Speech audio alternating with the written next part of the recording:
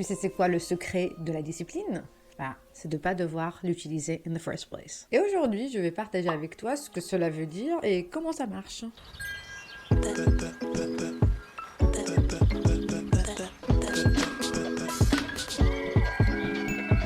Salut tout le monde, c'est Touka et je reviens enfin aujourd'hui avec cette vidéo qui vient complémenter la dernière vidéo qui a parlé des 4 lois de changement.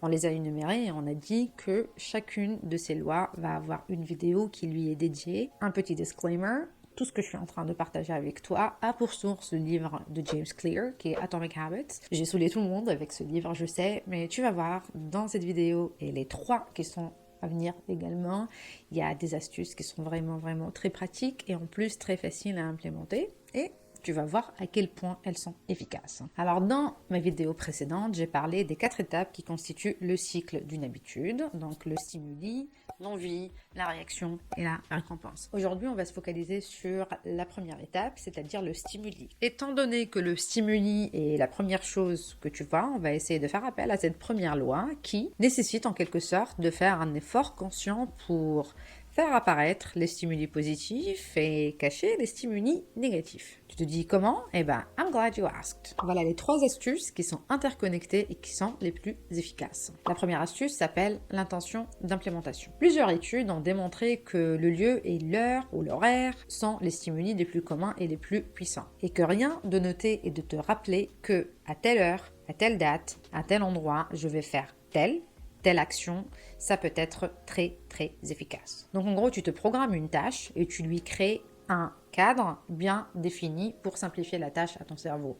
En général, au fait, on laisse tout dans le flou. On se dit, je vais manger plus sain, je vais commencer à aller à la salle de sport, je vais lire un livre, je vais faire de la guitare, je vais faire de la danse, mais ça reste flou, au fait. Je veux le faire, mais je ne sais pas où et quand. Et bien, cette astuce, l'intention d'implémentation te sort de ce brouillard-là. Un exemple d'intention d'implémentation peut être le soir, à 22h30, avant de me coucher, je lirai 2-3 pages de mon livre dans mon lit. Un autre exemple, c'est la semaine prochaine, j'irai le mardi et le jeudi à la salle de sport vers 18h45 quand j'aurai fini de travailler. Aussi, ça peut être un autre exemple de à 16h, je prendrai une petite pause dans mon bureau.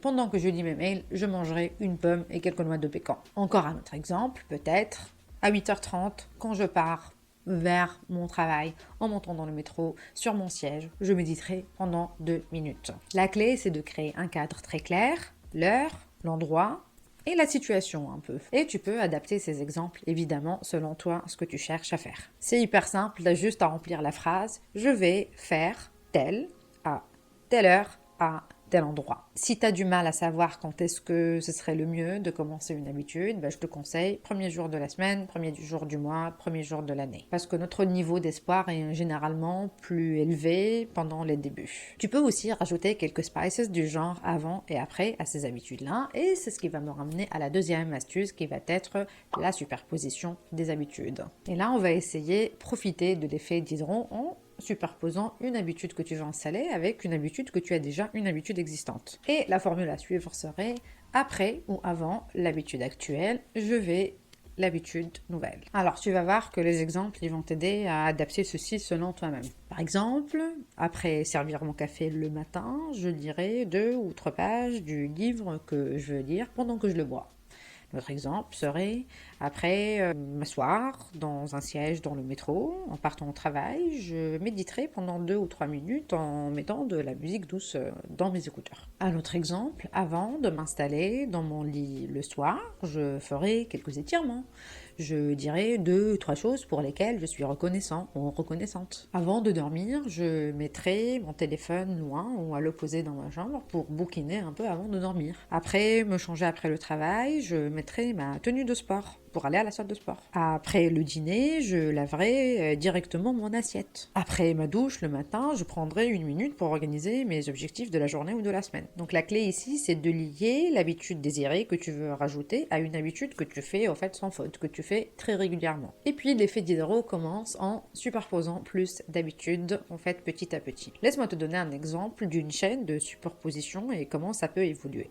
Disons, la première semaine, tu vas commencer très petit, tu veux juste commencer de mettre de l'ordre dans ta vie. Après mon réveil, je ferai mon lit, Donc ça, c'est un truc hyper simple, hyper petit. Après ma douche, je prendrai une minute pour réfléchir à comment mettre de l'ordre dans ma vie, qui va se traduire par la suite que tu commences à faire une sorte de objectif, to-do list, voilà, et surtout, par exemple, faire l'inventaire que j'ai mentionné auparavant pour décider c'est quoi les habitudes que tu veux installer et des habitudes que tu veux éliminer. Cette réflexion va faire que tu vas avoir plus d'objectifs pour la semaine d'après. La semaine d'après, semaine 2, tu t'es peut-être fixé comme objectif, je veux lire un peu plus, je veux bouger mon corps un peu plus, et je veux calmer un peu mon esprit. Donc, cette deuxième semaine, peut-être, après mon réveil, je ferai mon lit, je ferai 5 pompes et 5 squats. Je mettrai le livre que je veux lire sur la commode, j'irai prendre ma douche, je partirai au travail par la suite, et puisque tu veux commencer à méditer peut-être, je mettrai de la musique douce pendant 1 minute de mon trajet. Même si tu fais pas vraiment de la méditation. Tu fais ta journée, tu rentres chez toi, et puis le soir, avant de dormir, je prendrai 20 à 30 secondes pour faire quelques étirements avant d'aller à mon lit. Tu vas voir, en fait, dans la commode, ton stimuli, il est là, il est visible dans le livre, donc peut-être que tu vas le lire, mais bon, c'est pas grave, il est là déjà en tant que stimuli. Après, en fermant les yeux, je dirais 1 ou 2 ou 3 choses pour lesquelles je suis reconnaissant ou reconnaissante. Et peut-être que pendant cette semaine, tu vas remarquer à quel point c'est facile, au fait, ces objectifs et que tu vas les atteindre. Et du coup, tu vas augmenter un tout petit peu ton rythme ou le niveau avec lequel tu es en train de faire ces habitudes-là. Ou peut-être que tu vas te rendre compte qu'il y a des habitudes que tu n'as pas pris du plaisir à les faire ou tu vois pas trop l'intérêt. Mais en tout cas, tu vas adapter ceci et tu vas augmenter et puis voilà, tu continues à superposer. La semaine d'après, peut-être que voilà, tu vas commencer à vraiment lire le livre. Ou si tu as déjà commencé à le lire, tu lis un peu plus de pages et que au lieu de faire 5 pompes et 5 squats, on fera 10 pompes et 10 squats. Et que écouter la musique pendant 1 ou 2 minutes se transforme en 5 minutes de méditation guidée. Peut-être que tu décideras de ne pas le faire tous les jours, mais tu le fais 2 ou 3 fois par semaine ou 5 fois par semaine. Donc en gros, c'est très modulable. Moi, je te donne la formule et toi, tu l'adaptes en fonction de toi. Tu continues à superposer les versions les plus simples de l'habitude désirée avec les habitudes que tu fais régulièrement et tu continues à augmenter petit à petit. Et si je te promets que peu importe à quel point tu commences petit avec cette stratégie-là, sur le long terme, ça va être très très efficace. Et comme je l'ai mentionné dans ma vidéo de comment vaincre la procrastination, qui apparaîtra aussi en fait si tu ne l'as pas encore vue, c'est ce que je veux dire quand je parle du fait que tu comptes sur tes stratégies. Peu importe la taille du progrès que tu fais, peu importe si c'est minime, tu te félicites et tu continues à avancer parce que ça, c'est une autre clé de la réussite. Donc ça, c'est la formule avant ou après habitude actuelle. Je vais habitude nouvelle. Donc il y a une autre formule qui est proche et qui est aussi efficace sur tous en fait, les aspects de la vie, qui est quand, situation, je, habitude. Par exemple, si tu veux être plus actif physiquement, je peux te dire quand je vois un escalier, je le prendrai au lieu de prendre l'ascenseur pour être plus sociable.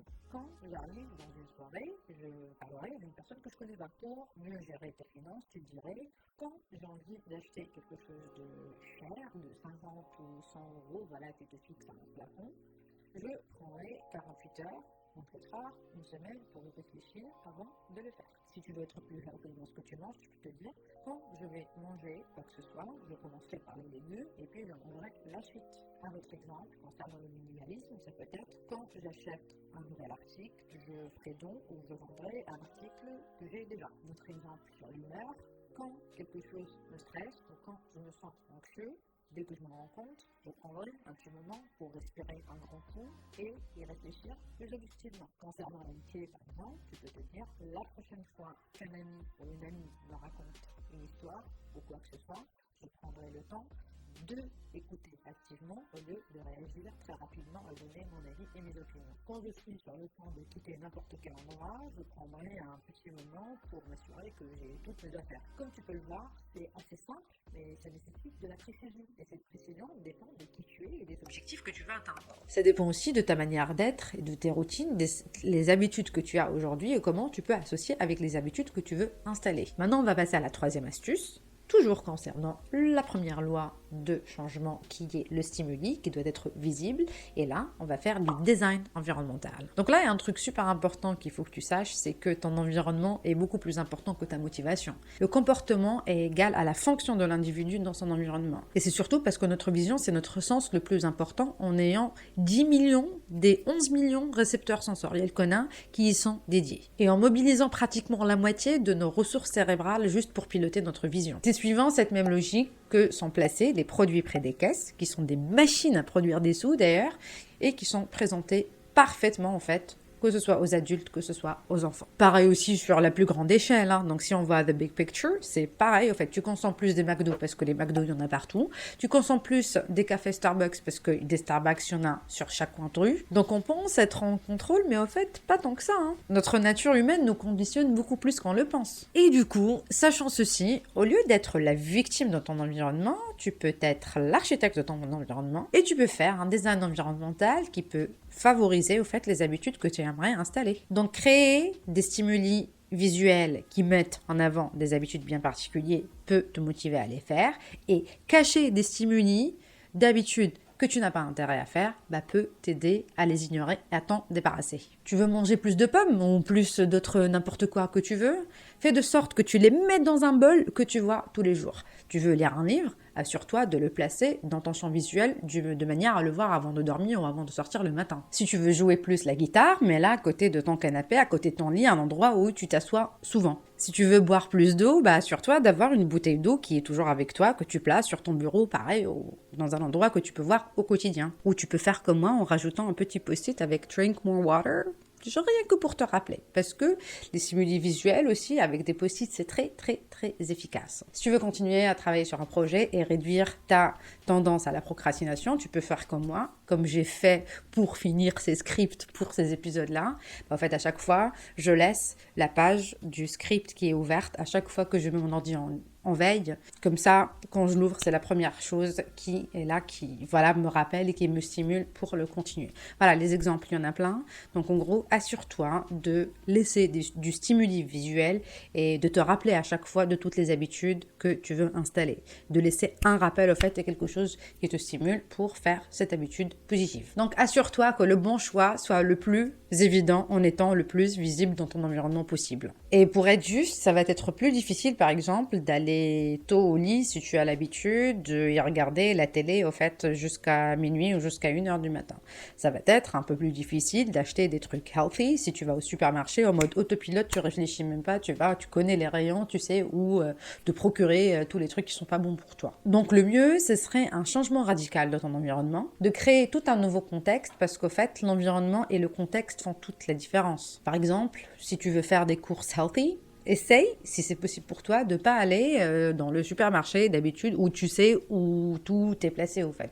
Peut-être que tu iras à un autre supermarché où tu fais tes courses de manière plus saine. Et concernant ta manière d'être chez toi, je sais que c'est pas évident en fait de te recréer un nouveau contexte, mais peut-être que tu peux faire une redécoration, un redesign en fait, tu changes le layout dans l'espace de manière à pouvoir voir cet espace au fait d'une nouvelle perspective et d'avoir l'impression qu'il y a eu un changement pour pouvoir faire des nouvelles associations dans ton environnement. Et même si t'as pas assez d'espace, c'est juste au fait qu'il faut faire un changement, même tout petit, tu changes tes draps, tu changes la déco, tu rajoutes des nouveaux trucs, juste de manière à pouvoir associer au fait une nouvelle fonction à cette nouvelle petite chose, ce petit détail que tu as pu changer. Je te donne un petit exemple. Par exemple, moi, avant mon lit, je mangeais dedans, je regardais des séries dedans, je travaillais dedans. C'était un truc qui pousse beaucoup à la confusion. Et la fonction que j'exerçais le plus, qui était dominante et du coup qui était le plus associée à mon lit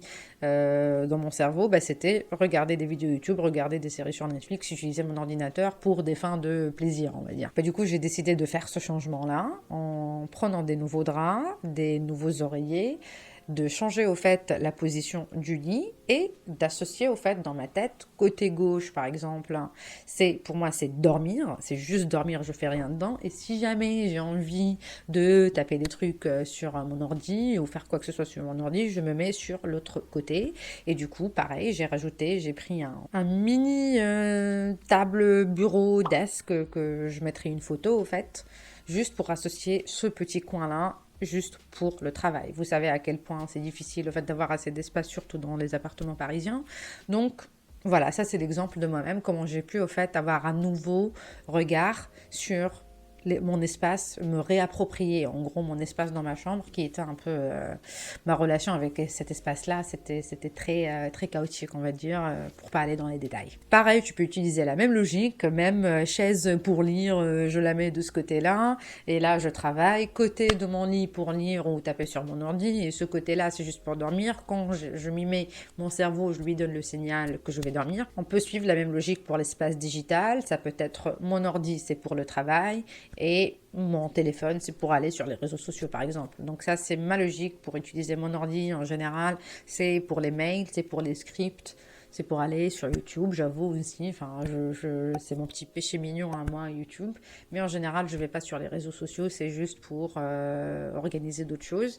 Si je veux, voilà, ce plaisir, ce guilty pleasure qui est les réseaux sociaux, bah, c'est en général sur mon téléphone. Donc voilà, moi j'éparpille comme ça des exemples et toi, tu peux adapter selon toi et selon ce que tu veux installer ou ce que tu veux éliminer. Et là, une astuce bonus, en fait, le gadget ou l'appareil que tu utilises le plus, bah, ça serait préférable de lui associer toutes les bonnes habitudes et de laisser les péchés mignons, on va dire, sur l'appareil que tu utilises le moins.